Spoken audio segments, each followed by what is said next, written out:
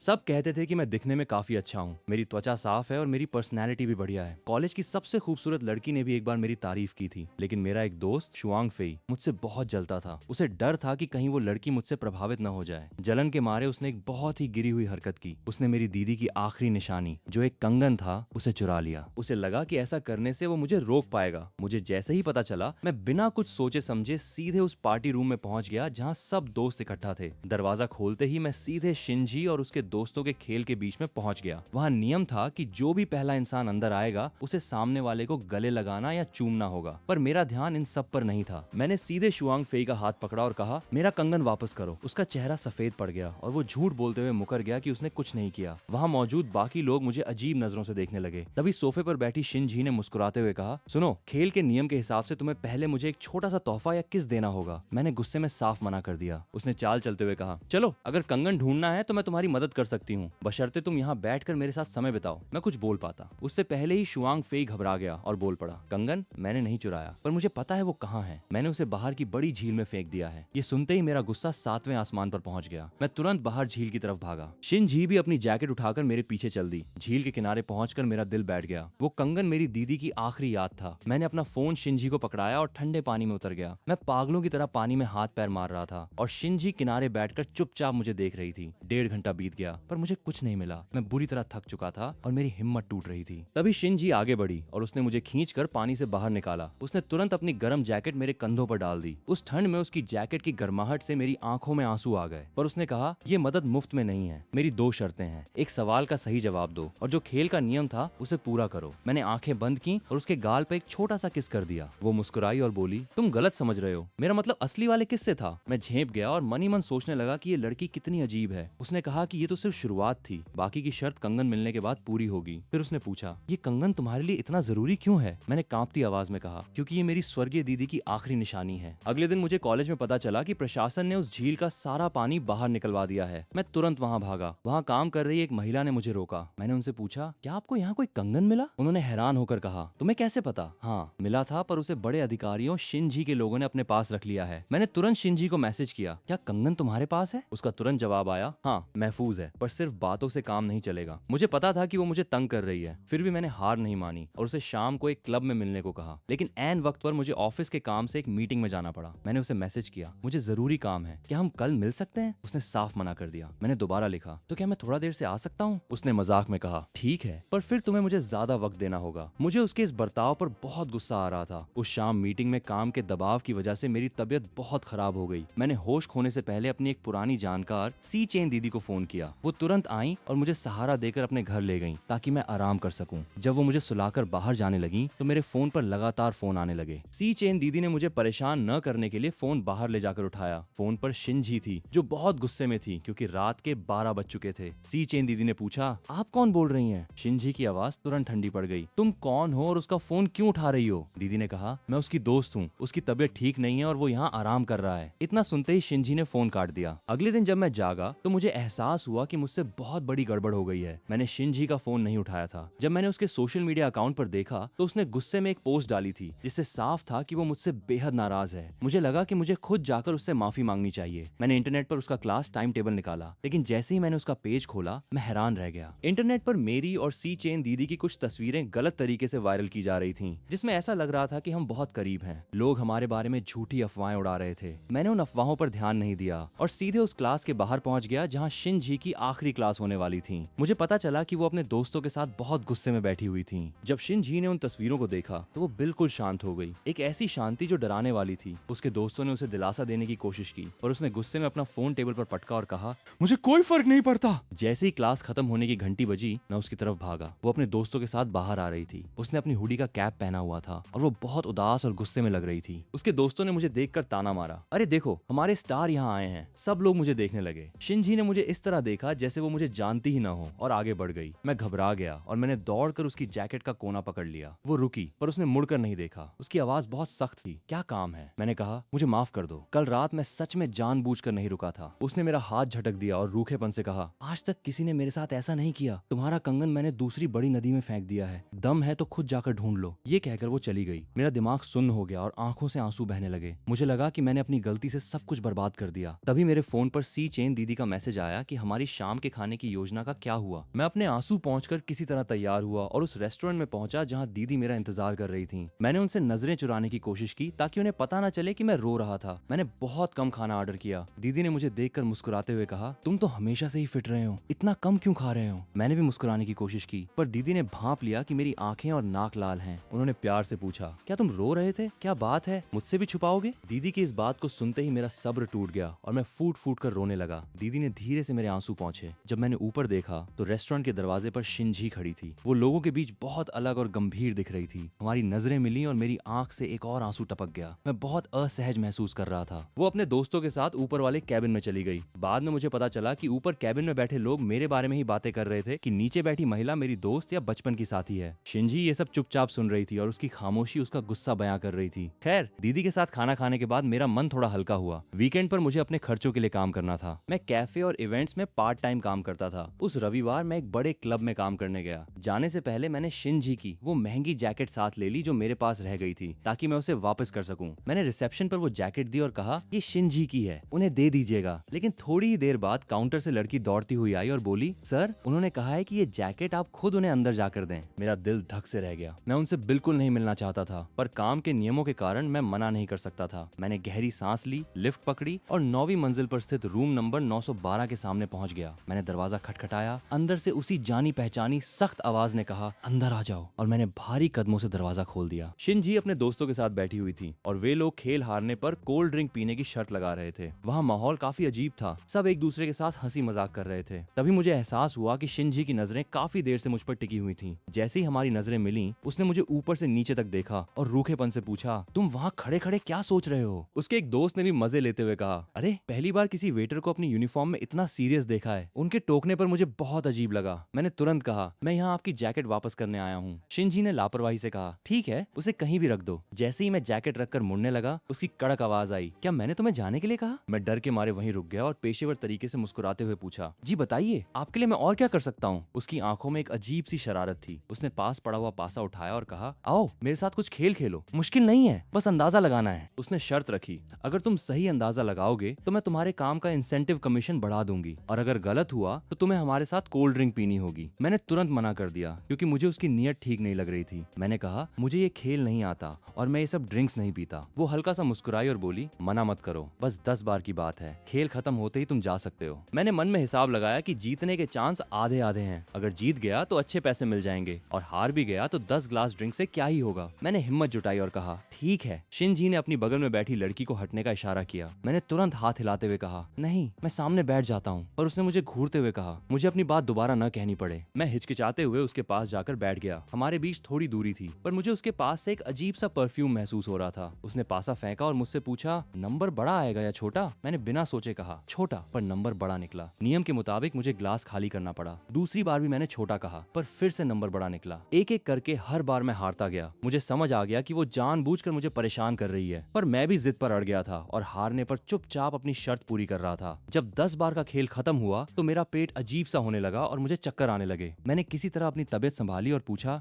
10 बार हो गया, क्या अब मैं जा सकता हूँ। उसने मुझे 2 सेकंड चुपचाप देखा और कहा, हाँ, जा सकते हो। मैं तुरंत कमरे से बाहर भागा और सीधे वॉशरूम की तरफ गया। शीशे में अपना लाल चेहरा देखकर मुझे खुद पर बहुत गुस्सा आ रहा था। मैंने सोच लिया था कि अब इस लड़की से हमेशा दूरी बनाकर रखूंगा, पर जैसे ही मैं वॉशरूम से बाहर निकला, वो कोने में खड़ी थी। मैंने नजरें चुराकर निकलने की कोशिश की, पर उसने झटके से मेरा हाथ पकड़ लिया। मैंने हाथ छुड़ाने की कोशिश करते हुए कहा, मेरा हाथ छोड़ो, मुझे दर्द हो रहा है। उसने मेरी तरफ बहुत ठंडी नजरों से देखा और तंज कसते हुए कहा, मुझे तो लगा था तुम्हें इस तरह की महफिलों और ड्रिंक्स का बहुत शौक है, तभी तो उस दिन किसी और के साथ इतने मजे में घूम रहे थे। मुझे समझ आ गया कि वो मुझे ताना मार रही है। मेरा गुस्सा भी बढ़ गया। मैंने कहा, मैंने आपसे माफी मांग ली थी कि मैं जानबूझकर नहीं रुका था। आपने मेरी इतनी कीमती निशानी नदी में फेंक दी। अब आप और क्या चाहती हैं? शिनजी ने कहा, मैं क्या चाहती हूँ, ये सवाल तो मुझे तुमसे पूछना चाहिए। जब तुम्हारी पहले से ही एक दोस्त गर्लफ्रेंड है तो तुमने उस दिन मुझे किस क्यों किया? तब मुझे समझ आया कि वो सी चेन दीदी को मेरी गर्लफ्रेंड समझ रही है। मैंने भी गुस्से में कह दिया, उस दिन वो शर्त आपने ही तो रखी थी। मेरी बात सुनकर उसे और गुस्सा आ गया। उसने झटके से मुझे अपनी तरफ खींचा और मेरे कान के पास आकर बेहद धीमी और गंभीर आवाज में कहा, अच्छा, तो अगर मैं तुमसे कोई और बड़ी शर्त रखने को कहूँ तो क्या तुम वो भी मान लोगे? मैं डर के मारे बिल्कुल सुन्न हो गया। मैंने उसके सीने पर हाथ रखकर उसे पीछे धकेलने की कोशिश की, पर उसने अचानक मुझे गोद में उठा लिया और बगल के एक खाली कमरे में ले जाकर दरवाजा अंदर से बंद कर लिया। उसने मुझे सोफे पर गिरा दिया। जैसे ही वो मेरी तरफ झुकी, मैंने बिना सोचे समझे उसके गाल पर एक थप्पड़ मार दिया। कमरे में सन्नाटा छा गया। उसने अपना चेहरा घुमाया। उसकी आंखों में गुस्सा नहीं बल्कि एक अजीब सी खामोशी थी। मैंने कांपती आवाज में कहा, ये सब आपकी वजह से हुआ है। उसने भारी आवाज में कहा, लगता है तुम्हें अब अपनी उस दोस्त की याद आ गई। अब मैं इस गलतफहमी को और नहीं बढ़ने दे सकता था। मैंने रोते हुए चिल्लाकर कहा, सी चेन दीदी मेरी कोई गर्लफ्रेंड नहीं है। उस दिन मैंने जो कुछ भी किया वो सिर्फ उस कंगन के लिए किया था क्योंकि वो मेरे लिए बहुत कीमती था।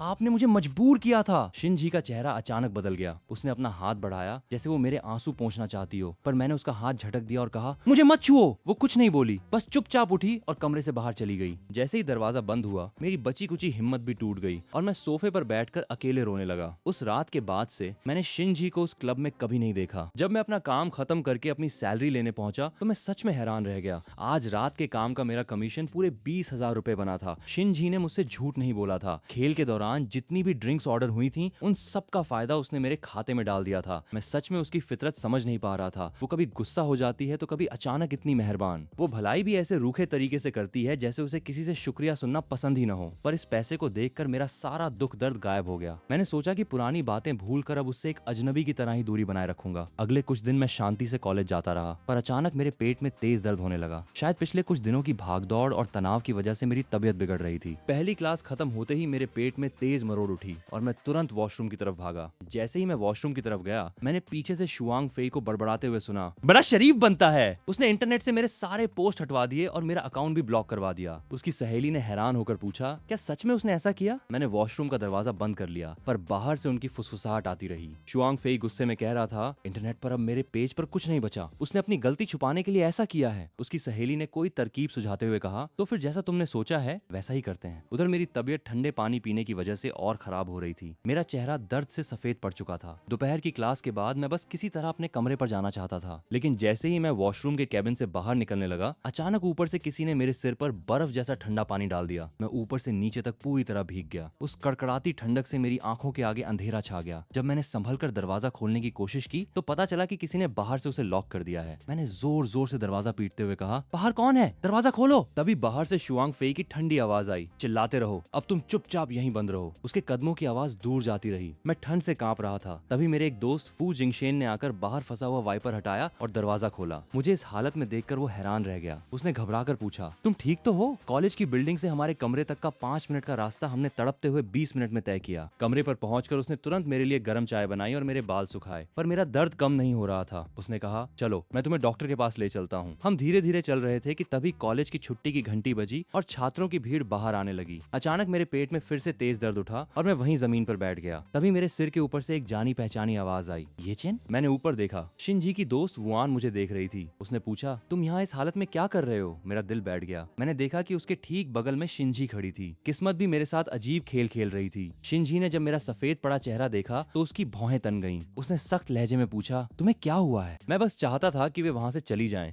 इसलिए मैंने बहाना बनाया। कुछ नहीं, बस चलते चलते थक गया था तो बैठ गया। मेरे रूखे जवाब को सुनकर शिनजी की नजर मेरे पीछे खड़े फू जिंगशेन पर पड़ी। उसने पूछा, कि कौन है? मैंने तुरंत जिंगशेन को अपने पीछे छुपा लिया जैसे मैं उसकी हिफाजत कर रहा हूँ और कहा, ये मेरा दोस्त है, बहुत सीधा है, तुम लोग इसे मत डराओ। वुआन ने मुस्कुराते हुए कहा, हम कोई बुरे लोग थोड़े ही हैं। मैंने कहा, मैं तुम लोगों को ज्यादा नहीं जानता, हमारे मामले में दखल मत दो। ये कहकर जैसे ही मैंने जिंगशेन का हाथ पकड़ा शिनजी ने झटके से मेरा हाथ थाम लिया। मेरा दर्द और बढ़ता जा रहा था। मैंने चिल्लाकर कहा, मेरा हाथ छोड़ो, इससे तुम्हारा क्या लेना देना? फू जिंगशेन ने बात बिगड़ती देख बीच बचाव करते हुए कहा, दरअसल किसी ने इसे वॉशरूम में बंद करके ऊपर से ठंडा पानी डाल दिया था। इसकी तबीयत बहुत खराब है और हम डॉक्टर के पास जा रहे हैं। ये सुनकर वुआन भी हैरान रह गई। मैं दर्द से सीधा खड़ा भी नहीं हो पा रहा था और अपना हाथ छुड़ाने की कोशिश कर रहा था। तभी शिनजी ने बिना कुछ सोचे समझे मुझे अपनी गोदी में उठा लिया। मैं घबरा गया और गिरने के डर से मैंने तुरंत उसके गले में हाथ डाल दिए। मैंने कहा, ये क्या कर रही हो? मुझे नीचे उतारो। उसने शांति से कहा, अगर तुम्हारी रफ्तार से चले तो डॉक्टर के पहुंचने तक रात हो जाएगी। मैंने कहा, पर इस तरह सबके सामने नहीं। मुझे लग रहा था कि मैं शर्म के मारे वहीं खत्म हो जाऊंगा। उसने नीचे देखते हुए मुझे चेतावनी दी। उसने कहा, अगर चुप रहोगे तो मैं जल्दी पहुंचूंगी। मुझे गुस्सा आ गया और मैंने कहा, तुम सच में अजीब हो। उसने अचानक कदम रोके और मुझे घूर कर देखा। और बोलना है? मैं तुरंत चुप हो गया क्योंकि मैंने देखा कि आसपास के लोग हमारे फोन से फोटो खींच रहे थे। मैंने शर्म के मारे अपना चेहरा उसकी जैकेट में छुपा लिया और धीरे से कहा, जल्दी चलो। वो हल्का सा मुस्कुराई और मुझे लेकर सीधे पार्किंग की तरफ बढ़ गई। जब उसने मुझे कार की आगे वाली सीट पर बिठाया तब जाकर मैंने अपना लाल चेहरा ऊपर उठाया। शिनजी ने चुटकी लेते हुए कहा, इतनी जल्दी शर्मा जाते हो? मैंने गुस्से में उसे देखते हुए कहा, हाँ, क्योंकि मैं तुम्हारी तरह ढीठ नहीं हूँ। उसने मुस्कुराकर कहा, चलो अब कम से कम ये तो नहीं कह रहे कि तुम मुझे जानते नहीं।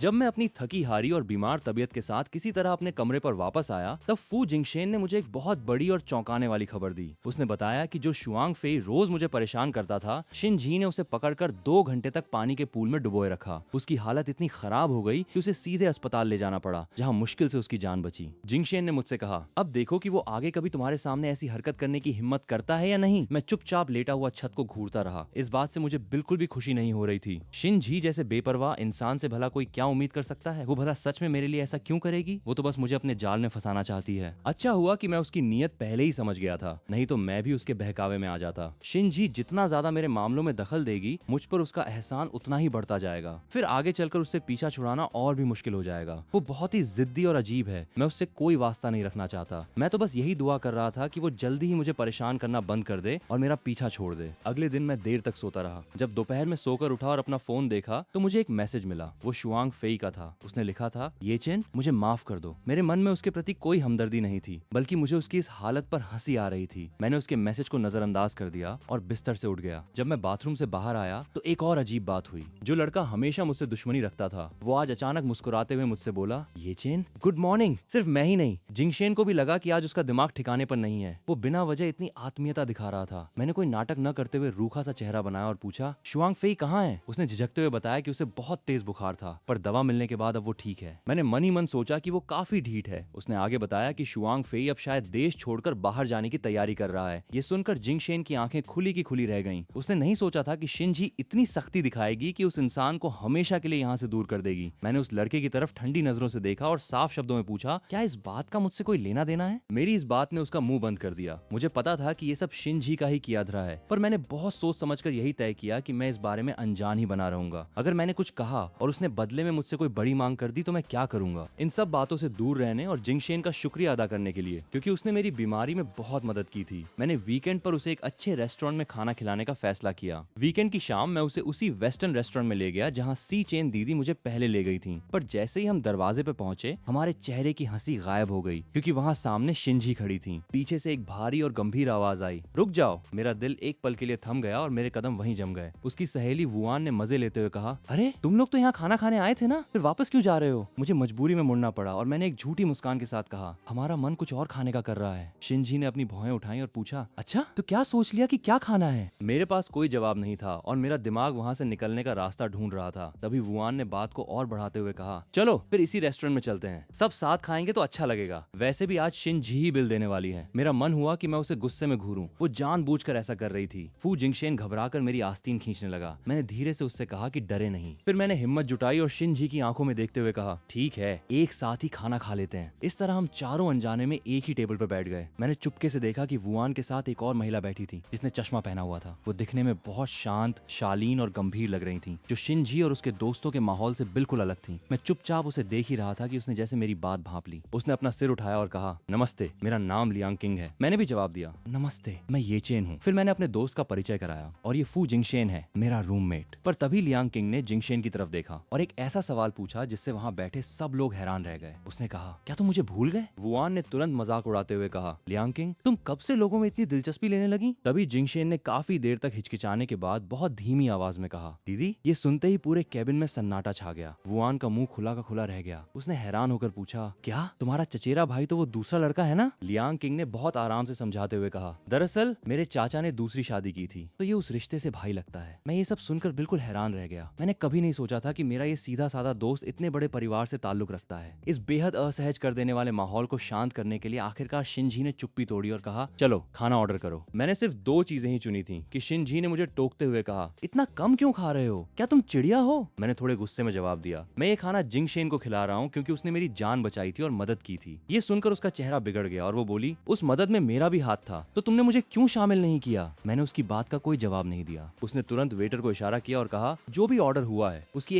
एक एक्स्ट्रा प्लेट ले आओ। खुशकिस्मती से खाना जल्दी आ गया, पर उस पूरे समय मुझे बहुत बेचैनी महसूस होती रही। खाना खत्म करने के बाद मैं और फू जिंगशेन शिनजी की कार से कॉलेज वापस जाने लगे। उसने बिना कुछ पूछे मुझे आगे वाली सीट पर बिठा दिया। रास्ते में उसे एक फोन आया जिससे वो किसी विदेशी भाषा में बहुत अच्छे से बात कर रही थी। मैं चुपचाप उसे ही देख रहा था और सोचने लगा कि मुझे क्या हो गया है, मैं क्यों इस तरह उस पर ध्यान दे रहा हूँ। तभी अचानक शिनजी ने एक तेज आवाज की और गाड़ी का स्टीयरिंग तेजी से मोड़ दिया। कार ने इतना तेज कट मारा कि पीछे बैठे जिंगशेन का संतुलन बिगड़ गया और वो पास बैठी लियांग किंग की तरफ झुक गया। मैंने तुरंत मुड़कर पूछा, क्या तुम दोनों ठीक हो? फिर मैंने गुस्से में शिनजी को देखते हुए कहा, तुम कार चला रही हो या रेस लगा रही हो? इस तरह गाड़ी कौन मोड़ता है? उसने चिढ़कर कहा। आगे चल रही गाड़ी वाला जानबूझकर हमारे आगे आ रहा था। अगर मैं तुरंत ब्रेक न लगाती तो टक्कर हो जाती। पता नहीं कौन बेवकूफी से गाड़ी चला रहा है। इतना बोलते ही उसने गाड़ी की रफ्तार और तेज कर दी। मैं डर गया और मैंने कसकर अपनी सीट बेल्ट पकड़ ली। मैंने कहा, तुम पागल हो गई हो क्या? उसकी आवाज बहुत सख्त थी। मैं भी देखती हूँ कि कौन इतनी लापरवाही दिखा रहा है। मैं हैरान रह गया कि वो इतनी जल्दी गुस्से में आ जाती है। पीछे बैठा जिंगशेन भी बहुत डर गया था और उसका चेहरा पीला पड़ चुका था। तभी लियांग किंग ने आगे बढ़कर उसकी सीट बेल्ट ठीक की और शिनजी को शांत करते हुए कहा, लगता है सामने वाले का ध्यान ठीक नहीं है, तुम अपनी गाड़ी धीमी करो, कोई फायदा नहीं है। शिनजी ने गहरी सांस ली और गाड़ी की रफ्तार कम की। अच्छा हुआ कि हम लोग कार में थे, नहीं तो वो सच में कोई गड़बड़ कर देती। आगे जाकर उस दूसरी गाड़ी को पुलिस ने रोक लिया। कॉलेज पहुंचकर जब गाड़ी रुकी तो मैंने तुरंत उतरने का फैसला किया। उसने कहा कि वो हमें छोड़ने आई है, पर मैंने मना कर दिया और कहा, नहीं, इसकी कोई जरूरत नहीं है। मैंने जिंगशेन का हाथ पकड़ा और उतरने लगा, लेकिन जैसे ही जिंगशेन ने दरवाजा खोलने के लिए हाथ बढ़ाया, पीछे से लियांग किंग ने उसका हाथ थाम लिया। जिंगशेन ने मुड़कर देखा तो लियांग किंग ने बहुत शांत आवाज में पूछा, क्या मैं तुम्हारा नंबर या सोशल मीडिया आईडी ले सकती हूँ? मैं हैरान रह गया कि ये सब क्या चल रहा है। जिंगशेन भी बहुत सीधा है। उसने मासूमियत से पूछा, मेरा नंबर? लियांग किंग ने गंभीरता से कहा, हाँ, तुम्हारा। जब उन दोनों ने एक दूसरे का नंबर लिया तो मैंने तुरंत जिंगशेन को साथ लिया और वहाँ से निकल गया। मुझे ये सब बहुत अजीब लग रहा था, पर मुझे नहीं पता था कि हमारे जाने के बाद कार में उन दोनों के बीच क्या बातें हुई। शिनजी ने पूछा, तुम सच में गंभीर हो? तुमने जिंगशेन का नंबर क्यों लिया? लियांग किंग ने बहुत आराम से अपना फोन देखते हुए कहा, मैं अपने भाई का नंबर ले रही हूँ, इसमें क्या गलत है? शिनजी हंस पड़ी और बोली, वो कैसा भाई है? तुम दोनों का तो कोई सीधा रिश्ता भी नहीं है, पर खैर, अगर तुम्हें वो पसंद है तो कोई कुछ नहीं कहेगा। तभी लियांग किंग ने बात बदलते हुए पूछा, क्या तुम सच में उस लड़के येचेन को पसंद करती हो? शिनजी ने कुछ सोचते हुए धीरे से कहा, हाँ, वो दिखने में काफी अच्छा है और जैसा मुझे पसंद है वैसा ही है। तभी वहाँ एक दूसरा लड़का आया जो शिनजी से बात करना चाहता था। मुझे लगा वो मना कर देगी, पर उसने बहुत सामान्य तरीके से बात की। लियांग किंग ने उससे पूछा, तुमने तो अभी कहा था कि तुम्हें येचेन पसंद है। शिनजी ने लापरवाही से कहा, हाँ, पर वो मेरा कोई परमानेंट पार्टनर तो नहीं है ना, तो दूसरों से बात करने में क्या हर्ज है? ये बातें बहुत अजीब थीं, पर जो बात मेरे सोचने से बाहर थी वो कुछ दिनों बाद हुई। एक फैशन शो के बैक स्टेज पर, जहाँ मैं पार्ट टाइम काम के सिलसिले में गया था, वहाँ मेरी मुलाकात फिर से उन लोगों से हो गई। शिनजी, लियांग किंग और वुआन सब वहीं थे। उन्हें वहाँ देखकर मैं घबरा गया और तुरंत मुड़कर छुपने की कोशिश करने लगा, जैसे मैंने कोई गलती की हो। तभी मुझे शिनजी की वही जानी पहचानी बेपरवाह आवाज सुनाई दी। वो किसी से कह रही थी, जब अच्छे लोग बुलाएंगे तो मैं जरूर आऊंगी। पीछे से वुआन की आवाज आई, तुमने सिर्फ उसे बुलाया, हमें क्यों नहीं पूछा? इसके बाद वहाँ खड़े बाकी लोगों के हंसने बोलने की आवाजें आने लगी, जिससे साफ था कि वे सब एक दूसरे को पहले से जानते थे। तब जाकर मुझे समझ आया कि इस इवेंट को कराने वाली कंपनी शिनजी के परिवार से ही जुड़ी हुई थी, इसलिए उनका यहाँ होना कोई इत्तेफाक नहीं था। मैं अभी सोच ही रहा था कि तभी एक दूसरा मॉडल शिनजी के पास गया और बहुत अजीब तरीके से बात करते हुए बोला, मैडम, आपने तो मुझसे अकेले में मिलने का वादा किया था, वो कब पूरा होगा? शिनजी ने बहुत लापरवाही से कहा, अच्छा, मेरी याददाश्त थोड़ी कमजोर है, मैं भूल गई। ये कहकर वो सीधे मेरी तरफ बढ़ने लगी। अगले ही पल मेरे सिर के ऊपर से एक आवाज आई,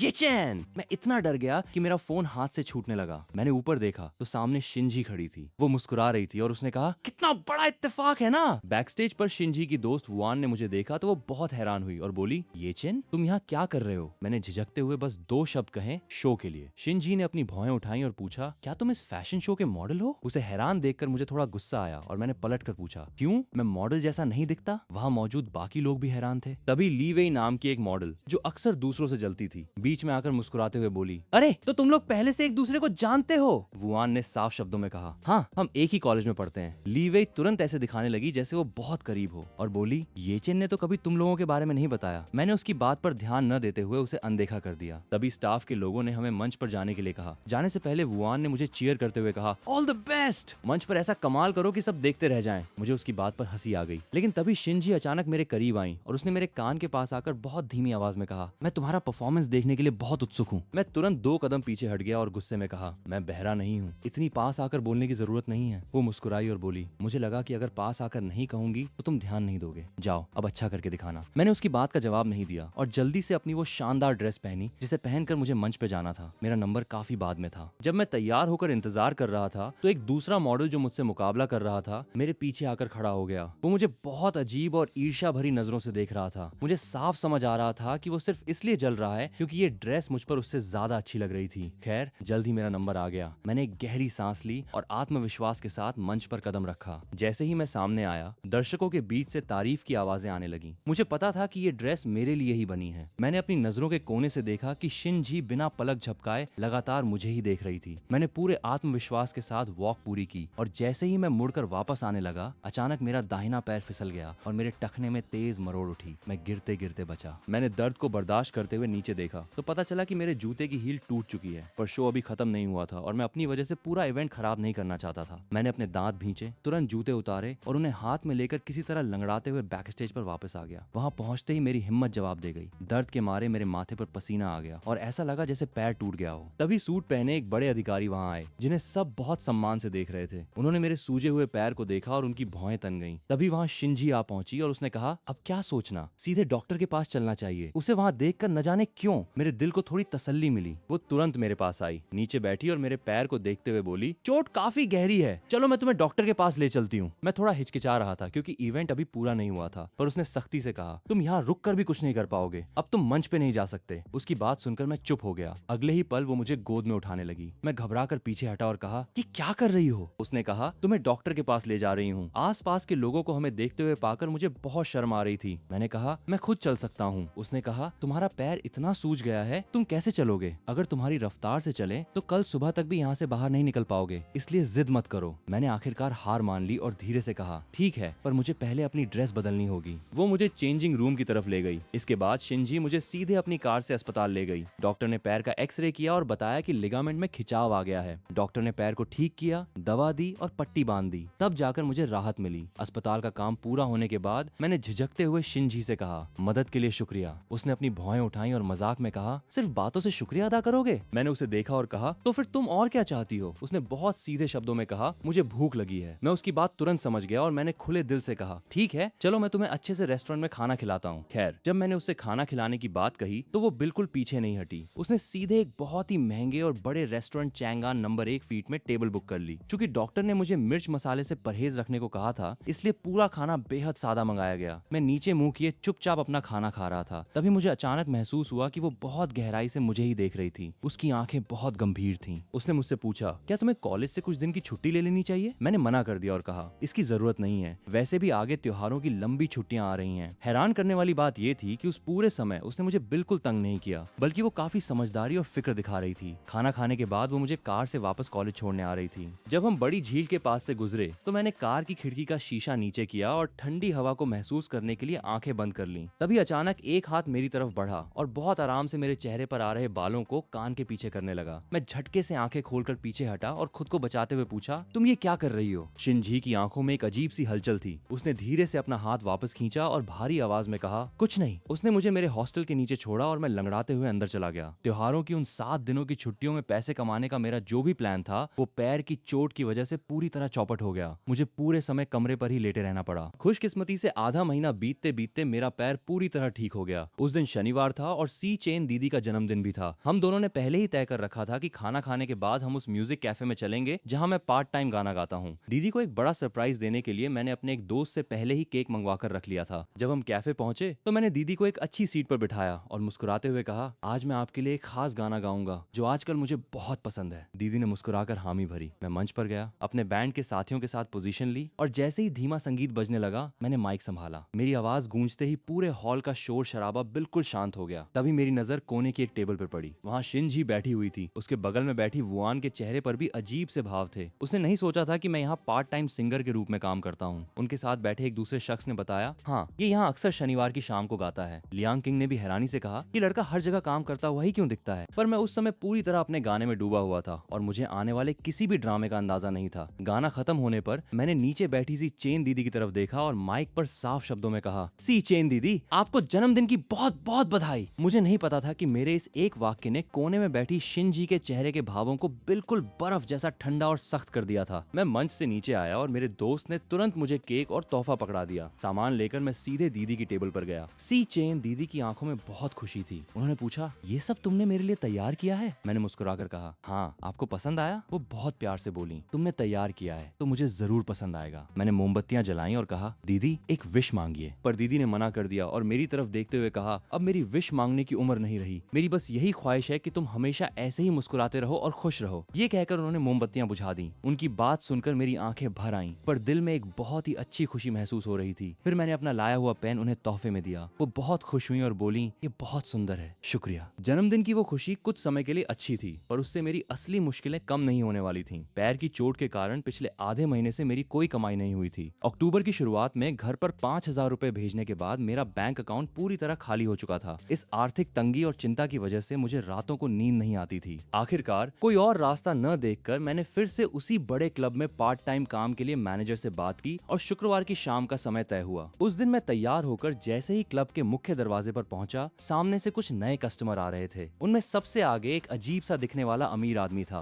वो मुझे बहुत ही गलत और गंदी नजरों से घूरने लगा, जिसे देखकर मुझे अंदर से बहुत अजीब और घिनौना महसूस होने लगा। खैर, उस क्लब में जैसे ही मैंने उस अजीब अमीर आदमी कस्टमर को देखा, मैं तुरंत खुद को बचाने के लिए लिफ्ट की तरफ भागा ताकि उसकी नजरों से दूर हो सकूं। पर किस्मत ने मेरा साथ नहीं दिया। उसने सीधे मेरा नाम लेकर मुझे अपने कैबिन में काम के लिए बुलवा लिया। मैं भारी मन से वहां गया। वो लगातार मुझसे बदतमीजी करने लगा और उसका व्यवहार बहुत ज्यादा खराब होता जा रहा था। मैं बस यही दुआ कर रहा था कि वो जल्दी वहां से चला जाए। तभी अचानक उसने मेरा हाथ बहुत कसकर पकड़ लिया और बहुत ही खराब तरीके से मुस्कुराने लगा। मैंने अपने गुस्से और डर को काबू में रखते हुए अपना हाथ छुड़ाने की कोशिश की और कहा, सर, लगता है आपने कुछ ज्यादा ही ड्रिंक कर ली है, प्लीज मेरा हाथ छोड़िए। पर वो बिल्कुल नहीं माना और मेरे और करीब आने लगा। मुझे बहुत ज्यादा घबराहट और घिन महसूस हो रही थी। मैंने खुद को बचाने के लिए पूरी ताकत से पैर चलाया और उसे पीछे धकेल दिया। जैसे ही उसका हाथ ढीला पड़ा, मैं तुरंत दरवाजे की तरफ भागा, लेकिन मैं 2 कदम ही बढ़ा था कि उसने पीछे से आकर मुझे बहुत बेरहमी से पकड़ लिया। मैं पूरी तरह डर चुका था और मैंने चिल्लाते हुए कहा, बचाओ, मैं यहाँ सिर्फ अपना काम करने आया हूँ, प्लीज मुझे छोड़ दो। वो जबरदस्ती मुझसे उलझने लगा और मेरे कपड़े खींचने लगा। मैं बिल्कुल लाचार महसूस कर रहा था। तभी अचानक कैबिन का दरवाजा बहुत जोर से खुला। शिंजी बेहद गुस्से में अंदर आई। उसने बिना एक पल गंवाए मेज पर रखी पानी की भारी बोतल उठाई और उस आदमी के सिर पर दे मारी। बोतल टूट गई और वो आदमी वहीं जमीन पर गिर पड़ा। मैं फटी आंखों से ये सब देखता रह गया। अगले ही पल शिंजी ने तुरंत अपना कोट निकाला, मुझे उसमें लपेटा और खींचते हुए कॉरिडोर के आखिर में बने एक दूसरे सुरक्षित कमरे में ले गई। कमरे की लाइट जलते ही मेरी आंखें चौंधिया गईं। शिंजी बहुत तेजी से सांस ले रही थी और घबराकर मुझे ऊपर से नीचे देखने लगी। उसने पूछा, क्या उसने तुम्हारे साथ कोई गड़बड़ की? तुम्हें कहीं चोट तो नहीं आई? मैं इतना डर चुका था कि मेरे मुंह से एक शब्द नहीं निकल रहा था। मैंने बस ना में सिर हिला दिया। जब उसने देखा कि मैं सुरक्षित हूँ तो उसने गुस्से और चिंता में चिल्लाकर कहा, तुम्हें पता नहीं है कि ये कैसी जगह है? तुम यहाँ क्यों आए? उसकी इस डांट ने मेरे अंदर छुपे सारे डर और आंसुओं को बाहर ला दिया। मैं रोते हुए उस पर चिल्लाया, तुम्हें क्या लगता है मैं यहाँ अपनी मर्जी से आया हूँ? मैं मजबूर हूँ, मुझे पैसों की सख्त जरूरत है। मैं बहुत बुरी तरह टूट चुका था और बच्चों की तरह रोने लगा। शिंजी ने आगे बढ़कर मुझे सहारा दिया और चुप कराया। उसका सहारा उस वक्त बहुत सुकून देने वाला था। कुछ देर बाद जब मैं शांत हुआ तो मुझे एहसास हुआ कि हम कितने करीब खड़े हैं। मैं झिझकते हुए पीछे हटने ही वाला था कि उसने खुद दूरी बनाई और मुझसे पूछा, तुम्हें पैसों की इतनी जरूरत क्यों है? मैंने नीचे देखते हुए भारी आवाज में बताया, सालों पहले एक हादसे में मेरी दीदी चली गई और कुछ महीने पहले पिताजी भी बीमारी के कारण शांत हो गए। अब घर पर सिर्फ माँ और छोटा भाई हैं, जिनकी जिम्मेदारी मुझ पर है। मैंने उसकी आंखों में देखा और कहा, आज की मदद के लिए शुक्रिया। उसने बहुत धीरे से मेरे आंसुओं को पोंछा और कहा, मैं तुम्हें एक काम दिलवाती हूँ, अतियान शैंग होटल में काम कर लो। वहाँ की सैलरी भी अच्छी है और वो जगह बहुत सुरक्षित भी है। वो जगह बहुत बड़ी थी, मैं वहाँ जरूर जाना चाहता था, पर मुझे पता था कि कोई बिना वजह किसी की इतनी मदद नहीं करता। मैंने उसकी आंखों में देखते हुए पूछा, तुम्हारी क्या शर्त है? कोई भी किसी के लिए मुफ्त में इतना कुछ नहीं करता। उसने मुझे देखते हुए बहुत आराम से कहा, बस मेरी एक ही शर्त है, मुझे खुश रखना। ये सुनकर मेरी भौहें तन गईं और मैंने सतर्क होकर कहा, मैं कोई गलत काम नहीं करूंगा। मेरी बात सुनकर वो जोर से हंस पड़ी। उसने हंसते हुए कहा, किचन, तुम्हें क्या लगता है कि मैं कोई बुरी इंसान हूँ जो तुमसे गलत काम कराऊंगी? मैंने अपना मुंह बनाया और कहा, भले ही वैसी न हो, पर तुम्हारी बातें वैसी ही लगती हैं। साफ साफ बताओ, तुम्हारा क्या मतलब है? उसने कहा, मेरा मतलब बस इतना है कि जो चीजें मुझे अच्छी लगे वो करो। जैसे मुझे मेरे जन्मदिन पर कोई अच्छा सा तोहफा दे देना। मुझे लगा कि ये कोई नया जाल हो सकता है, इसलिए मैं सोच ही रहा था कि उसने एक और बड़ी बात कही, अगर तुमने अपना काम अच्छे से किया तो मैं तुम्हारी दीदी का वो कंगन तुम्हें वापस कर दूंगी। ये सुनते ही मेरा पूरा ध्यान उसकी तरफ गया। मैंने पूछा, कंगन, वो तुम्हारे पास है? उसने मुस्कुराते हुए कहा, हाँ, जिसे मैंने उस दिन नदी से ढूंढ निकाला था। मुझे बहुत गुस्सा आया कि उसने मुझसे झूठ बोला था कि उसने उसे फेंक दिया। उसने शरारत भरी नजरों से देखते हुए पूछा, तो क्या सोच रहे हो? क्या अब भी तुम्हें मुझसे डर लग रहा है? मेरे पास कोई और रास्ता नहीं था। मैंने एक गहरी सांस ली और कहा, ठीक है, मैं तुम्हारी बात मानने को तैयार हूँ। उसने मुस्कुराकर कहा, चलो मेरे साथ। मैंने पूछा, कहाँ? उसने कहा, तुम्हें तुम्हारे काम की जगह पर लेकर जा रही हूँ। खैर, शिंजी की काम करने की रफ्तार वाकई बहुत तेज थी। जब मैं अपने कपड़े बदल कर बाहर आया तो मैंने देखा कि वो क्लब के मैनेजर से कुछ बात कर रही थी। मैनेजर काफी घबराया हुआ था और उसकी मुस्कान भी फीकी पड़ चुकी थी। मुझे देखते ही वो तुरंत पूरे उत्साह के साथ मेरे पास आया और पूछने लगा, ये चेन, तुम ठीक तो हो ना? मुझे अंदर से थोड़ा अजीब लग रहा था, इसलिए मैंने कहा, मैनेजर साहब, मुझे माफ कर दीजिए, मेरी वजह से यहाँ परेशानी खड़ी हो गई। मैनेजर ने तुरंत अपने हाथ हिलाए और कहा, नहीं नहीं, इसमें तुम्हारी कोई गलती नहीं थी। इसके बाद उसने खुद आगे बढ़कर मेरी आज की सैलरी देने की बात कही। मुझे हैरानी हुई और मैंने कहा, इसकी जरूरत नहीं है, मैंने आज ज्यादा देर काम भी नहीं किया। पर मैनेजर अपनी बात पर अड़ा रहा और बोला, तुम यहाँ हमारे स्टाफ थे और तुम्हारे साथ गलत व्यवहार हुआ, इसलिए ये हमारा फर्ज बनता है। मैंने चुपचाप पास खड़े शिनजी की तरफ देखा जो बिना कुछ बोले शांत खड़ी थी। मैं तुरंत समझ गया कि ये सब शिनजी के प्रभाव की वजह से ही हो रहा है, मैं तो बस उसकी वजह से इस फायदे का हिस्सा बन रहा हूँ। तभी शिनजी ने मैनेजर की तरफ देखा और पूछा, तुम्हारी बातें पूरी हो गई? मैनेजर ने झुक कर कहा, जी हाँ बिल्कुल। अगले ही पल शिनजी मेरी तरफ मुड़ी। उसने कहा, चलो। मैं तुरंत उसके पीछे पीछे चल दिया। नए होटल तियान शैंग की तरफ जाते हुए रास्ते में अचानक मेरे फोन पर एक मैसेज आया। ये पुराने क्लब से पैसे ट्रांसफर होने का मैसेज था। बेसिक सैलरी और मुआवजे को मिलाकर मुझे एक ही रात में 10,000 से ज्यादा रुपए मिल चुके थे। फोन हाथ में लिए मैं सोच में पड़ गया कि जहां मुझे इतनी मेहनत और परेशानी उठानी पड़ रही थी, वहीं शिनजी के सिर्फ सामने आने से सब कुछ इतना आसान हो गया। वो मेरे लिए किसी मददगार की तरह साबित हो रही थी। शिनजी गाड़ी चला रही थी, पर जैसे उसने मेरे चेहरे के भाव पढ़ लिए, उसने अचानक मुझसे पूछा कि क्या मैं कुछ सोच रहा हूँ। मैंने भी ईमानदारी से मान लिया और कहा, हाँ थोड़ा बहुत। उसे मेरी इस साफगोई पर हैरानी हुई। मैंने तुरंत बात बढ़ाते हुए कहा, अब मेरी नजरों में तुम्हारी छवि काफी बदल गई है। उसके चेहरे पर एक मुस्कान आ गई और उसने कहा, तुम वाकई बहुत व्यावहारिक हो। मैंने खिड़की से बाहर रात के शहर की चमकती रोशनी को देखा और बहुत शांत आवाज में कहा, व्यावहारिक होना जरूरी है ताकि मैं अपनी जिम्मेदारियां पूरी कर सकूं। उसने मुझे एक बार देखा पर आगे कोई बात नहीं की। कुछ ही देर में गाड़ी एक बहुत ही बड़ी और आलीशान इमारत के सामने जाकर रुकी। कार में बैठे बैठे ही मेरे हाथ पसीने से भीगने लगे थे। ये कोई आम होटल नहीं था, बल्कि किसी महल जैसा भव्य लग रहा था। जैसे ही हम कार से उतरे, यूनिफॉर्म पहने एक शख्स तुरंत आगे बढ़ा और उसने शिनजी को बहुत आदर के साथ मैडम कहकर बुलाया। ये देखकर मैं मन ही मन हैरान हुआ। शिनजी अंदर जाकर आराम से सोफे पर बैठ गई और उसने वहाँ की टीम लीडर से मेरी तरफ इशारा करते हुए कहा, मैं इसे काम के लिए लाई हूँ। उसने आगे कहा, अब आगे की जो भी बात है तुम इससे सीधे कर सकती हो। उस टीम लीडर का नाम जुआंग लैन था। उसने बहुत ही दोस्ताना अंदाज में मुझसे काम के बारे में बात करना शुरू किया। भले ही मैं यहाँ सिफारिश से आया था, पर मैंने एक अच्छे कर्मचारी की तरह उसकी हर बात को बहुत ध्यान से सुना। जब उसने सैलरी और काम के घंटों के बारे में बताया, दिन के 8 घंटे की शिफ्ट, सुबह 10 से शाम 6 बजे तक, हर संडे काम और हर दिन के 3,000 रुपए, साथ ही अटेंडेंस बोनस 1,000 रुपए अलग से मिलेंगे। उसने पूछा, क्या तुम्हें ये मंजूर है? हर दिन के 3,000 रुपए सुनकर मेरी आंखें खुली की खुली रह गईं। मैंने बिना सोचे तुरंत कहा, हाँ बिल्कुल। ये मेरे लिए किसी लॉटरी से कम नहीं था। मुझे पूरा यकीन था कि शिनजी ने खास तौर पर मेरे लिए ये इंतजाम करवाया है। सारा काम समझाने के बाद जुआंग लैन वहाँ से चली गई। शिनजी ने अपना फोन देखा और मुझसे पूछा, अब कुछ खाने चलना है या सीधे कॉलेज वापस जाओगे? मैंने तुरंत जवाब दिया, चलिए कुछ खाते हैं, आज का बिल मेरी तरफ से होगा। उसने अपनी भौएं उठाई और पूछा, तो तुम इस मदद का बदला चुकाना चाहते हो? मैंने पूरे भरोसे के साथ सिर हिलाया। हाँ। शिनजी सोफे से उठी और बोली, ठीक है, मैं तुम्हें ये मौका देती हूँ। मैंने फौरन पूछा, तो आप क्या खाना चाहेंगी? उसने बहुत ही सादगी से कहा, तुम्हारे कॉलेज के पास चलते हैं, वहाँ जो भी दुकान खुली होगी वहीं खा लेंगे। मुझे काफी हैरानी हुई। मुझे लगा था कि वो किसी बहुत महंगे रेस्टोरेंट में जाने को कहेगी, पर उसने कॉलेज के पास एक बहुत ही छोटी सी नूडल्स की दुकान चुनी। मैंने उससे पूछ ही लिया, हम इस छोटी जगह पर क्यों आए? उसने बहुत सीधा सा जवाब दिया, क्योंकि यहाँ भीड़ कम है। उसकी बात सुनकर मैं चुप हो गया। हम दोनों ने एक एक बाउल नूडल्स ऑर्डर किए और टेबल पर बैठ गए। मैंने सामने बैठी शिनजी की तरफ देखा और आखिरकार अपने दिल का वो सवाल पूछ ही लिया। जब मैंने उससे पूछा कि उसे मेरे मुसीबत में होने का पता कैसे चला, तो वो मुस्कुरा दी और बोली, तुम मेरे सामने अक्सर शांत और हैरान से क्यों रहते हो? मैंने थोड़े मजाकिया अंदाज में कहा, क्योंकि आप कभी सीधे तरीके से बात नहीं करती। उसने अपनी बात आगे बढ़ाते हुए लापरवाही से कहा, तुम्हें क्या लगता है कि मेरे पास कोई जादुई ताकत है या मैं भविष्य देख सकती हूँ? ऐसा कुछ नहीं है। मैंने तो बस क्लब के एक कर्मचारी से कह रखा था कि जब तुम वहाँ काम के लिए पहुंचो तो वो मुझे एक बार जानकारी दे दे। मैंने अपनी भौहें सिकाड़ कर पूछा, पर ऐसा क्यों? अगले ही पल उसने बहुत ही बेपरवाह अंदाज में एक ऐसी बात कही जिसने मुझे हैरान कर दिया। उसने कहा, तुम जहाँ भी काम करो उससे बेहतर है कि तुम मेरे यहाँ काम करो। यहाँ तुम्हें ज्यादा पैसे भी मिलेंगे और तुम सुरक्षित भी रहोगे। मैं एक पल के लिए सोच में पड़ गया कि मुझे उसके इस तरह मुझ पर नजर रखने पर गुस्सा होना चाहिए या इस बात के लिए राहत महसूस करनी चाहिए कि वो सही समय पर आ गई। मुझे खामोश देखकर उसने पूछा, क्या तुम नाराज हो? मैंने बात को संभालते हुए कहा, ऐसा नहीं है। लेकिन वो फिर भी मुस्कुराते हुए बोली, लगता है तुम सच में थोड़े नाराज हो। इसके बाद उसने जिस तरह बात की उससे मेरा गुस्सा पूरी तरह शांत हो गया। उसने कहा, मैं तो बस तुम्हारे सामने अपनी बात रख रही थी। उसकी आंखों में एक अलग सी चमक थी। उसने आगे कहा, उम्मीद है तुम मेरी इस बात का बुरा नहीं मानोगे। मैं तुरंत नर्वस होकर दूसरी तरफ देखने लगा और मेरे दिल की धड़कन तेज हो गई। ये लड़की वाकई बातों को संभालना बहुत अच्छे से जानती थी। वीकेंड पर मैं समय से नए तियान शैंग क्लब में काम के लिए पहुंच गया। जुआंग लैन मुझे वहाँ के माहौल और काम की जगहों के बारे में समझा रही थी। तब जाकर मुझे पता चला कि ये आलीशान क्लब किसी और का नहीं बल्कि शिनजी के परिवार का ही है। तभी मैं समझ गया कि वो इतनी आसानी से मुझे यहाँ काम क्यों दिलवा पाई, क्योंकि वो यहाँ की मालकिन थी। मैं मन ही मन सोचने लगा कि उसका प्रभाव वाकई बहुत बड़ा है। दोपहर के आराम के बाद जब मैं जुआंग लैन से काम सीख रहा था तभी उसका फोन बजा। उसने फोन देखकर मुझसे कहा, मैडम आ चुकी हैं। उन्होंने तुम्हें टेनिस कोर्ट में बुलाया है। आज के लिए काम सीखना यहीं रोकते हैं। मेरे मन में थोड़ा अजीब सा एहसास हुआ। मुझे लगा कि इससे तो मेरे काम का समय खराब होगा, पर आखिर वो मेरी बॉस थी, इसलिए मुझे उसकी बात माननी ही थी। वैसे भी ये अच्छी नौकरी मुझे उसी की वजह से मिली थी, इसलिए मैंने चुप रहना ही ठीक समझा। मैं टेनिस कोर्ट पहुंचा तो मुझे दूर से शिनजी दिखाई दिखाई दी। उसने मुझे देखा और पूछा, यहाँ का काम कैसा लग रहा है, एडजस्ट कर पा रहे हो? मैंने कहा, हाँ सब बहुत अच्छा है। उसने सिर हिलाया और अचानक पूछा, क्या तुम्हें टेनिस खेलना आता है? मैंने तुरंत मना करते हुए कहा, नहीं मुझे बिल्कुल नहीं आता, मुझे डर है कि कहीं बॉल सीधे मेरे चेहरे पर न लग जाए। वो हंस पड़ी और बोली, ठीक है तो फिर तुम्हें क्या खेलना आता है? मैंने थोड़ा सोचकर कहा, मैं बस थोड़ा बहुत बैडमिंटन खेल लेता हूँ। उसने तुरंत फैसला सुनाया, ठीक है तो चलो बैडमिंटन खेलते हैं। बैडमिंटन कोर्ट की तरफ जाते हुए मैंने उसे पहले ही कह दिया, मैंने बहुत समय से प्रैक्टिस नहीं की है, इसलिए प्लीज गेम में ज्यादा सख्ती मत दिखाना। उसने बहुत लापरवाही से जवाब दिया। उसने कहा, फिक्र मत करो, मैं ध्यान रखूंगी, मैं भला तुम्हें परेशान क्यों करूंगी। लेकिन जैसे ही हम कोर्ट के दरवाजे पर पहुंचे, हमने देखा कि कुछ स्टाफ के लोग एक महिला को सहारा देकर बहुत घबराए हुए बाहर ला रहे थे। ऐसा लग रहा था कि उस महिला को चोट लगी है। शिनजी ने अपनी भौहें सिकाड़ी और अंदर जाकर देखने का फैसला किया। जैसे ही हम अंदर गए, वहाँ का माहौल बहुत अजीब और तनावपूर्ण था। कुछ कर्मचारी आपस में इकट्ठा होकर धीरे धीरे बातें कर रहे थे। शिनजी को देखते ही उन्हें बड़ी राहत मिली और वे तुरंत आगे आकर बोले, मैडम यहाँ 2 कस्टमर एक ट्रेनर के साथ खेलने की बात को लेकर आपस में उलझ गए और बहस के दौरान एक कस्टमर की आंख के पास चोट लग गई। ये सुनकर ही मुझे बहुत अजीब लगा। शिनजी का चेहरा तुरंत गंभीर और सख्त हो गया। उसने पूछा, ये सब जानबूझकर किया गया या गलती से हुआ? स्टाफ ने बहुत डरते हुए जवाब दिया, ये जो कस्टमर हैं, ये हमेशा बहुत आक्रामक तरीके से खेलते हैं। पहले भी कई ट्रेनर्स को इनके खेलने के तरीके से चोट लग चुकी है। उनकी बात खत्म ही हुई थी कि दूर से एक तेज आवाज आई, कहाँ गए सब लोग, मेरे लिए तुरंत 2 नए खेलने वाले भेजो। तभी उस शख्स ने दूर से शिनजी को देख लिया और चिल्लाकर बोला, अरे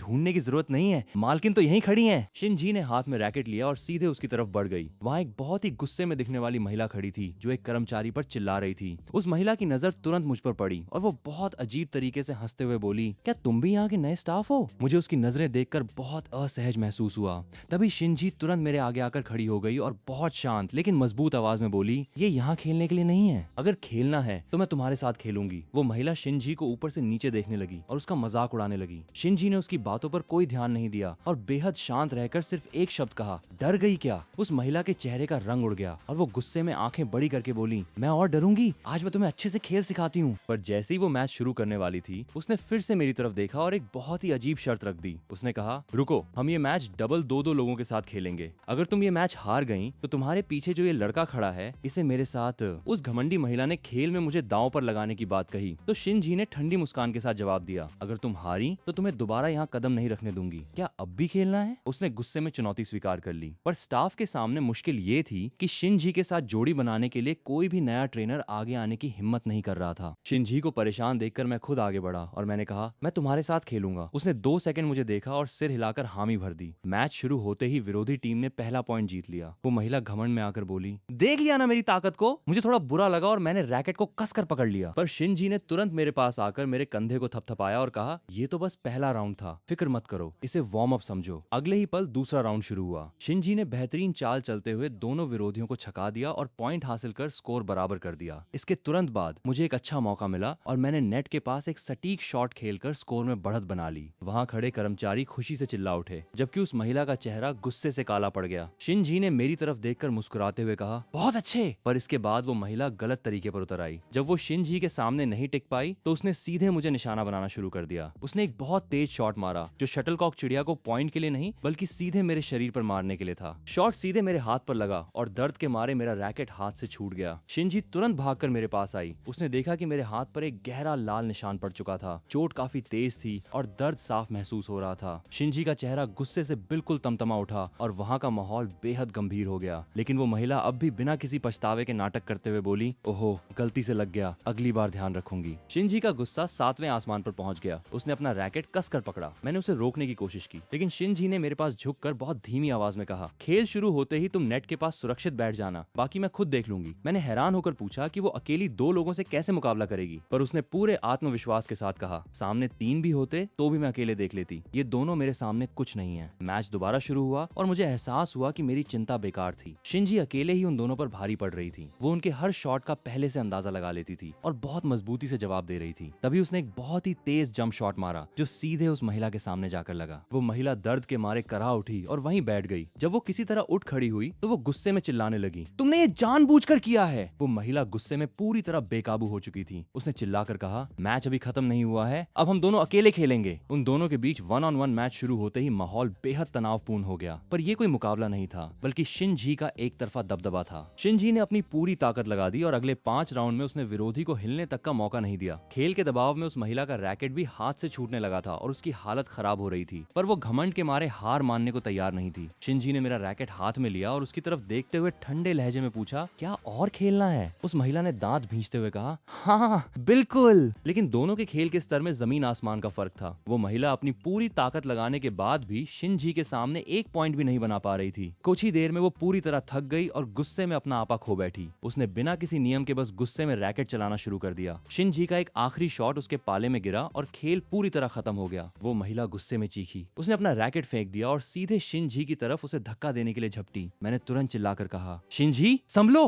पर शिनजी बिल्कुल शांत रही। उसने बड़ी फुर्ती से खुद को बचाया और साइड हट गई। आसपास खड़े लोग घबरा कर देखने लगे। वो महिला खुद पर काबू नहीं रख पाई और तेजी से आगे की तरफ गिर पड़ी। वो जमीन पर बैठकर अपना सिर पकड़कर कराहने लगी। शिनजी ने उसकी तरफ बहुत सख्त नजरों से देखा और कहा, आज के बाद दोबारा यहाँ आकर किसी कर्मचारी के साथ बदतमीजी करने की हिम्मत मत करना। वो महिला दर्द और अपनी हार के कारण बिल्कुल शांत हो चुकी थी और वहाँ से जाने का रास्ता ढूंढने लगी। उस दिन मैदान में जब बात बहुत ज्यादा आगे बढ़ने लगी और ऐसा लगा कि उस महिला को गंभीर चोट लग जाएगी, तो मैंने तुरंत आगे बढ़कर पीछे से शिनजी को कसकर पकड़ लिया। मैंने चिल्लाकर कहा, शिनजी बहुत हुआ, अब बात को यहीं रोक दो। मुझे इस तरह अचानक पकड़ते देख वो एक पल के लिए बिल्कुल ठहर गई और उसका गुस्सा काफी हद तक शांत हो गया। उसने झिझकते हुए अपने बाल ठीक किए और मेरा हाथ हटा दिया। वहाँ मौजूद कर्मचारी ने घबराकर पूछा कि क्या सब ठीक है? तो शिनजी ने बहुत ठंडे लहजे में कहा, सब ठीक है। इसके बाद उसने स्टाफ को चेतावनी दी कि ऐसे लोगों को दोबारा अंदर न आने दिया जाए। शिनजी के प्रभाव के कारण आखिरकार ये मामला वहीं शांत हो गया। कुछ ही दिनों में कॉलेज में बास्केटबॉल का फाइनल मैच आ गया। मैं वैसे तो वहाँ नहीं जाना चाहता था, पर मुझे अपना वो कंगन वापस चाहिए था। शिनजी ने मुझसे कहा था कि मैं उसे खुश रखूं, तो मैंने सोचा कि मैदान में जाकर उसे चीयर करना भी उसे खुश करने का एक तरीका हो सकता है। इसके अलावा मुझे अगले दिन वहाँ जाना ही पड़ता, क्योंकि मुझे कॉलेज के एक और लड़के झू जियानक्यांग ने भी मैच देखने के लिए बुलाया था, जो अक्सर मुझसे मुकाबला करने की कोशिश करता रहता था। अपने कंगन की खातिर मैंने हामी भर दी। मेरे अच्छे दोस्त फू जिंगशेन ने भी मेरा साथ देने के लिए मेरे साथ चलने की बात कही। मैच वाले दिन झू जियानक्यांग बहुत अच्छे से तैयार होकर आया था, लेकिन जब उसने मुझे देखा, जो मैं अभी अभी सोकर उठा था और बिना किसी खास तैयारी के साधारण कपड़ों में था, तो उसका चेहरा देखने लायक था। मेरी सादगी और साधारण लुक के सामने उसकी सारी तैयारी फीकी लग रही थी। वो मुझे बहुत ईर्ष्या भरी नजरों से देख रहा था, पर मैंने उसे अनदेखा कर दिया। चलते समय उसने खुद आगे बढ़कर पानी की कई बोतलें खरीदी, जो साफ तौर पर शिनजी के लिए थीं। वो मुझे भी देख रहा था कि कहीं मैं भी पानी खरीदकर शिनजी को न दे दूं, पर मैंने साफ कह दिया, मैं पानी नहीं ले रहा। ये सुनकर उसने राहत की सांस ली। हम तीनों जब स्पोर्ट्स हॉल पहुंचे तो वहाँ बहुत भीड़ थी। मैंने पीछे की तरफ इशारा करते हुए कहा, वहाँ पीछे सीटें खाली हैं, चलो वहीं बैठते हैं। पर झू जियानक्यांग ने मुंह बनाते हुए कहा, इतनी दूर बैठेंगे तो मैच साफ कैसे दिखेगा? मैं उससे बहस नहीं करना चाहता था, इसलिए मैंने जिंगशेन का हाथ पकड़ा और पीछे जाने लगा। लेकिन हम 2 कदम ही चले थे कि अचानक किसी ने मेरा हाथ पकड़ लिया। मैंने मुड़कर देखा तो सामने शिनजी खड़ी थी। उसे वहाँ देखकर आसपास के लोगों में हलचल मच गई। शिनजी ने काले रंग के स्पोर्ट्स कपड़े पहने हुए थे और उसने बहुत ही बेपरवाह आवाज में मुझसे पूछा, अरे सुंदर लड़के, कहाँ जा रहे हो? उसकी बात सुनकर झू जियानक्यांग का चेहरा अजीब हो गया। उसने तुरंत आगे बढ़कर कहा, हम थोड़े लेट हो गए हैं, इसलिए सीट ढूंढ रहे हैं। तभी शिनजी की दोस्त वुआन ने अपनी भौहें उठाई और कहा, सीट ढूंढने की जरूरत नहीं है, तुम सब हमारे साथ आगे चलो। वो पूरे हॉल की सबसे अच्छी जगह थी। झू जियानक्यांग ये सुनकर बहुत खुश हो गया। वो तुरंत आगे बढ़कर शिनजी से बातें करने लगा, पर मैं उस दिखावे से दूर रहना चाहता था, इसलिए मैंने जिंगशेन को साथ लिया और उनसे कुछ सीटें छोड़कर किनारे बैठ गया ताकि शांति रहे। मैच शुरू हुआ। मुझे लगा था कि ये बोरिंग होगा, पर शिनजी ने मैदान पर आते ही कमाल कर दिया। उसका खेलने का तरीका वाकई शानदार था। वो बहुत ही फुर्ती से विरोधियों को छकाते हुए बास्केट कर रही थी। पूरी गैलरी उसके खेल को देखकर तालियां बजा रही थी। जब पहला राउंड खत्म हुआ तो बहुत से लड़के पानी की बोतलें लेकर शिनजी के पास भागे, पर उसने किसी से भी पानी नहीं लिया। अगले ही पल वो उन सब लोगों के बीच से निकलकर सीधे मेरे सामने आकर खड़ी हो गई। पूरे हॉल की नजरें हम पर टिक गईं। मुझे इस तरह सबका हमें घूरना बिल्कुल अच्छा नहीं लग रहा था। मैंने उससे पूछा, क्या बात है? शिनजी ने बहुत सीधे शब्दों में कहा, पानी कहाँ है? मैं एक पल के लिए हैरान रह गया कि वहाँ इतने लोग पानी दे रहे थे, तो वो खास तौर पे मुझसे ही पानी क्यों मांग रही है? मैंने शांत होकर कहा, मैंने तुम्हारे लिए पानी का इंतजाम नहीं किया है। मेरे दोस्त जिंगशेन ने माहौल को भांपते हुए तुरंत अपनी पानी की बोतल मेरे हाथ में थमा दी, पर जैसे ही मैंने वो बोतल शिनजी की तरफ बढ़ाई, उसने उसे देखा तक नहीं और कहा, मुझे वो पानी चाहिए जो तुम खुद मेरे लिए लेकर आओ। तभी मौका पाकर झू जियानक्यांग बीच में आया और अपनी बोतल आगे करते हुए बोला, शिनजी, लगता है येचिन भूल गया है, तुम मेरा पानी पी लो। शिनजी ने मेरी तरफ देखा और बहुत ही शांत अंदाज में अपनी कलाई पर बंधी घड़ी या हाथ की तरफ इशारा किया, जिसका मतलब साफ था कि वो मुझे कंगन की याद दिला रही है। इसके बाद उसने झू जियानक्यांग की बोतल ली और मुड़कर चली गई। मैं समझ गया कि इस समय स्थिति उसके हाथ में है और मुझे उसकी बात माननी ही होगी। जिंगशेन मुझे बहुत चिंता से देख रहा था। मैंने बोतल उसे वापस की और एक फीकी मुस्कान दी। मैं जैसे ही बास्केटबॉल कोर्ट से बाहर आया, मेरे फोन की स्क्रीन चमक उठी। फोन पर सी चेन दीदी का मैसेज था। उन्होंने लिखा था, मैं तुम्हारे कॉलेज के पास ही हूँ, चलो साथ में मिलते हैं। ये मैसेज देखते ही मेरा दिल खुशी से झूम उठा। मैं तुरंत दौड़कर कॉलेज के मेन गेट की तरफ गया और मुझे दूर से ही उनका वो जाना पहचाना और बेहद शांत स्वभाव वाला चेहरा दिखाई दे गया। जब सी चेन दीदी मुझसे मिलने आई तो उन्होंने कहा कि वो बस यहाँ से गुजर रही थी और मुझसे खास तौर पर मिलने नहीं आई थी। ये सुनकर मुझे थोड़ी निराशा हुई, लेकिन मैंने अपनी भावनाओं को संभाला। उन्हें वापस स्पोर्ट्स हॉल ले जाते समय मैंने रास्ते में शिनजी की मांगी हुई पानी की बोतल खरीद ली, लेकिन जैसे ही हम कोर्ट के पास पहुंचे अचानक एक खाली पानी की बोतल मेरे ठीक पास वाले डस्टबिन में आकर गिरी। बोतल इतनी जोर से गिरी कि पानी की कुछ बूंदें आसपास बिखर गईं और मैं चौंक गया। मैंने ऊपर देखा तो सामने शिनजी खड़ी थी, जिसकी आंखों में एक अजीब सा चैलेंज था। वो मेरी तरफ देखकर शरारत से मुस्कुरा रही थी। उसकी इस हरकत से साफ लग रहा था कि उसने जानबूझकर ऐसा किया है। मुझे एक पल के लिए बहुत गुस्सा आया और मन किया कि मैं भी बोतल उसकी तरफ बढ़ा दूं। तभी पास खड़ी सी चेन दीदी ने मुझसे पूछा, तुम किसे देख रहे हो? मैंने अपने गुस्से को दबाया और दीदी को साथ लेकर आगे बढ़ गया, मानो मैंने शिनजी को देखा ही न हो। मैदान पर लौटते ही शिनजी जैसे बिल्कुल जोश में आ गई। उसने एक के बाद एक कई पॉइंट बनाए, जिससे पूरा हॉल तालियों से गूंज उठा। हाफ टाइम का ब्रेक होते ही मैंने राहत की सांस ली, लेकिन तभी मेरा फोन वाइब्रेट हुआ। स्क्रीन पर शिनजी का मैसेज था, जिसमें लिखा था, पानी कहाँ है? मैं समझ गया कि मैं इस जिम्मेदारी से बच नहीं सकता। सी चेन दीदी की हैरान नजरों के सामने मैं हिम्मत करके पानी की बोतल लेकर शिनजी की तरफ बढ़ा। मेरे पास पहुंचते ही वहां बैठे दर्शकों के बीच एक अजीब सी खामोशी छा गई और सब हमें देखने लगे। मुझे ये स्थिति बहुत असहज कर रही थी। शिनजी ने तुरंत हाथ आगे नहीं बढ़ाया और मुझे 3 सेकंड तक बोतल हाथ में लिए खड़ा रखा। जब मेरा सब्र टूटने लगा तो मैंने कहा, तुम्हें ये चाहिए या नहीं? तब वो आराम से बैठते हुए बोली, खेलने के बाद मैं बहुत थक गई हूँ, हाथ में ताकत नहीं है, तुम खुद इसे खोलो। मैंने मन ही मन अपना गुस्सा शांत किया और बोतल का ढक्कन जोर से घुमाकर खोल दिया और उसकी तरफ बढ़ा दिया। उसने बोतल ली और आराम से पानी पीने लगी। मैं जैसे ही मुड़कर जाने लगा, उसने फिर से कहा, रुको, अभी काम खत्म नहीं हुआ है। उसने मेरी तरफ देखते हुए कहा, मेरे चेहरे का पसीना साफ करो। मैं बिल्कुल हैरान रह गया और पूछा, तुमने क्या कहा? उसकी दोस्त वुआन ये देखकर मजे लेते हुए बोली, वो कह रही है कि तुम उसका पसीना पोंछो।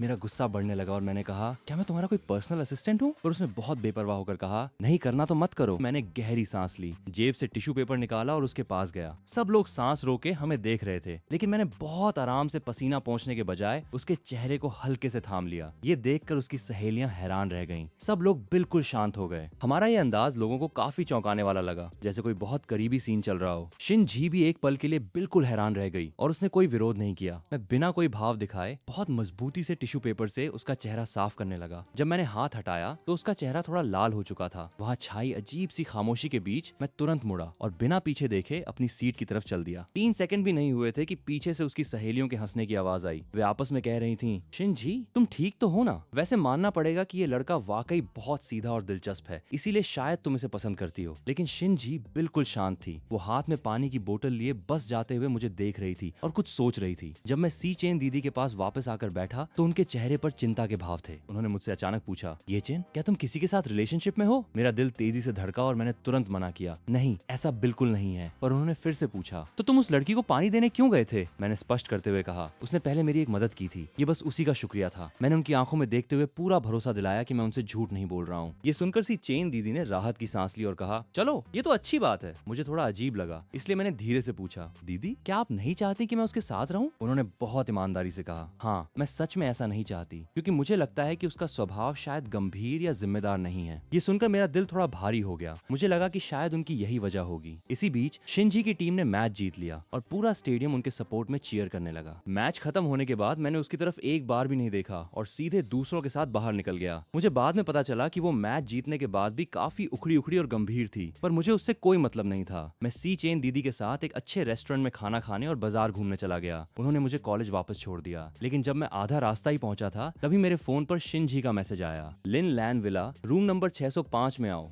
पर उसने तुरंत वापस मैसेज भेजा, जिसकी टोन काफी सख्त थी। लगता है तुम्हें अपना वो कंगन वापस पाने की कोई परवाह नहीं है। उसकी ये बात सीधे मेरे काम की जगह पर लगी। मुझे बहुत गुस्सा आया, पर मैं मजबूर था, क्योंकि वो मेरे कंगन का इस्तेमाल मुझे दबाव में लेने के लिए कर रही थी। मैंने न चाहते हुए भी कैब की और वहाँ के लिए निकल गया। मैंने सोचा था कि ये कोई शांत जगह होगी, पर जैसे ही मैंने दरवाजा खोला, अंदर चल रहे तेज म्यूजिक ने मुझे चौंका दिया। वो एक बहुत बड़ा और काफी शोर शराबे वाला पार्टी हॉल था। मुझे पूरा यकीन था कि उसने मुझे अंदर आते हुए देख लिया था, पर उसने बस एक ठंडी नजर मुझ पर डाली और ऐसे बर्ताव करने लगी जैसे मैं वहाँ हूँ ही नहीं। वो अपने दोस्तों के साथ पार्टी का मजा लेती रही। मैं बिल्कुल हैरान रह गया कि आखिर वो चाहती क्या है। कोई रास्ता न देखकर मैं चुपचाप एक कोने में सोफे पर बैठ गया और सोचने लगा कि जब यहाँ तक आ ही गया हूँ तो बिना कंगन की बात किए नहीं जाऊंगा। लगभग 10 मिनट बाद एक लड़की मेरे पास आकर बैठ गई। वो थोड़ी नर्वस लग रही थी और शायद उसने काफी ड्रिंक्स ले रखी थी। उसने मुझसे पूछा, क्या मैं यहाँ बैठ सकती हूँ? मैंने बिना कुछ बोले बस सिर हिला दिया। जब उसने देखा कि मैं लगातार फोन चला रहा हूँ तो उसने बात बातचीत शुरू करने के लिए पूछा, क्या तुम शिंजी के फ्रेंड हो? मैंने बिना एक पल गंवाए साफ मना कर दिया, नहीं ऐसा नहीं है। उसकी आंखों में उत्सुकता बढ़ गई और उसने पूछा, तो फिर तुम दोनों के बीच क्या रिश्ता है? मैंने बहुत सादगी से जवाब दिया, बस एक काम का और एहसान का रिश्ता है। लेकिन हॉल में म्यूजिक इतना तेज था कि उस लड़की ने मेरी बात गलत सुन ली। उसने बहुत हैरान होकर मेरी तरफ देखा और कहा, क्या तुम दोनों का कोई करीबी रिश्ता है? मैंने उसकी हैरानी को नजरअंदाज करते हुए बस सिर हिला दिया। तभी अचानक शिंजी मेरे पास आई और उसने अपना फोन मेरे हाथ में थमा दिया। उसने कहा, मेरे लिए 2 बोतल मिल्क। मैं फोन लेकर पास के एक स्टोर में गया और काउंटर के सामने खड़े होकर सोचने लगा। काफी देर सोचने के बाद मैंने 2 छोटे मिल्क कैन चुन लिए, पर जैसे ही मैंने पेमेंट करने के लिए उसका फोन ऑन किया, मैं स्क्रीन देखकर बिल्कुल दंग रह गया। उसके फोन पर बहुत सारे मैसेज आए हुए थे, लेकिन मेरा चैट बॉक्स उसने सबसे ऊपर पिन करके रखा था। मेरा दिल तेजी से धड़का। मैंने जल्दी से पैसे चुकाए, सामान लिया और स्टोर से वापस भागा, ताकि मैं ऐसा जता सकूं कि मैंने कुछ नहीं देखा। शिनजी ने जब दूर से ही मेरे हाथ में वो मिल्क कैन देखे तो उसके चेहरे पर एक बड़ी सी मुस्कान आ गई जो छिपाई नहीं छिप रही थी। उसने सामान लिया और मुस्कुराते हुए पूछा, क्या तुम्हें ये पसंद है? मैंने बिना कोई भाव बदले कहा, आपने ही कहा था कि जो पसंद हो वही ले आना। उसने तुरंत एक कैन खोला और मेरी तरफ बढ़ाते हुए कहा, ये तुम्हारी इस भाग दौड़ की मेहनत के लिए है। अगले दिन जैसे ही मैंने त्यान शैंग क्लब की यूनिफॉर्म पहनी और जुआंग लैन के साथ क्लब की जगहों को समझने के लिए बाहर निकला, तभी शिनजी का फोन आ गया और उसने मुझे बुला लिया। जब मैं कमरे के अंदर गया तो वहाँ उसकी सहेलियां वुआन और लियांग किंग बैठी थीं। साथ ही वहाँ एक और लड़का बैठा था जिसका नाम लियांग युनहान था और वो मुझे बहुत ही अजीब और ईर्ष्या भरी नजरों से देख रहा था। तभी शिनजी ने अचानक मुझसे एक सवाल किया। उसने पूछा, क्या तुम्हें स्विमिंग आती है? मैंने कहा, नहीं मुझे नहीं आती। उसने तुरंत कहा, तो फिर मैं तुम्हें सिखाऊंगी। इससे पहले कि मैं मना कर पाता, वहाँ बैठा लियांग युनहान परेशान हो गया और बोला, शिनजी तुमने तो मुझसे वादा किया था कि तुम मुझे सिखाओगी। पर शिनजी ने उसकी बात पर ध्यान तक नहीं दिया और ठंडे लहजे में कहा, मैंने सिर्फ तुम्हारे साथ यहाँ आने की बात कही थी, सिखाने की नहीं। स्थिति को बिगड़ता देख मैं चुपचाप वहाँ से निकलने लगा, क्योंकि मैं इन अमीर घर के लोगों के बीच एक पल भी नहीं रुकना चाहता था। पर शिनजी ने तुरंत मेरा रास्ता रोका और बहुत सख्त आवाज में कहा, तुम्हारा काम यहाँ आए मेहमानों और स्टाफ के साथ सहयोग करना है, तुम कहाँ जा रहे हो? उसकी इस बात ने मेरे सारे रास्ते बंद कर दिए। इसके बाद उसने मुझे पास की स्पोर्ट्स शॉप में चलने को कहा। वहाँ कपड़ों की कीमतें देखकर मेरे होश उड़ गए। शिनजी ने एक शेल्फ की तरफ इशारा करते हुए बहुत रौब से कहा, इनमें से चुन लो, पैसे मैं दूंगी। मैंने अपने स्वाभिमान के साथ कहा, मैं अपने पैसे खुद दूंगी, मुझे दूसरों के पैसों पर निर्भर रहना पसंद नहीं है। पर उसने मेरी तरफ बहुत गहरे अंदाज में देखा और मुस्कुराते हुए कहा, तुम्हारा ये स्वाभिमान अच्छा है, पर मुझे अपनी पसंद के लोगों पर खर्च करना अच्छा लगता है, इसलिए धीरे धीरे इसकी आदत डाल लो। जब उसने देखा कि मैं अपनी जगह पर चुपचाप खड़ा हूँ और कोई कपड़ा नहीं चुन रहा, तो उसने खुद ही शेल्फ से एक बहुत ही अजीब चमकीले गुलाबी रंग का शॉर्ट्स उठाया और शरारत भरी नजरों से मेरी तरफ देखते हुए बोली, अगर तुम खुद नहीं चुनोगे तो फिर मैं तुम्हारी तरफ से ये चुन रही हूँ। मैंने जानबूझकर दुकान में सबसे साधारण और फुल लेंथ वाली ब्लैक शॉर्ट्स चुनी, लेकिन शिनजी ने बिना पलक झपकाए काउंटर पर सीधे 8,000 रुपए रख दिए, मानो वो कोई बहुत छोटी रकम दे रही हो। खैर, जब मैं कपड़े बदलकर पूल के किनारे पहुंचा तब असली ड्रामा शुरू हुआ। मैं पूल के पास बहुत असहज होकर खड़ा था और पहली बार मन ही मन सोच रहा था कि शिनजी जल्दी आ जाए, पर वो तो नहीं आई, बल्कि एक दूसरी लड़की अजीब इरादे से मेरी तरफ बढ़ने लगी। उसकी नजरें मुझे काफी परेशान कर रही थीं।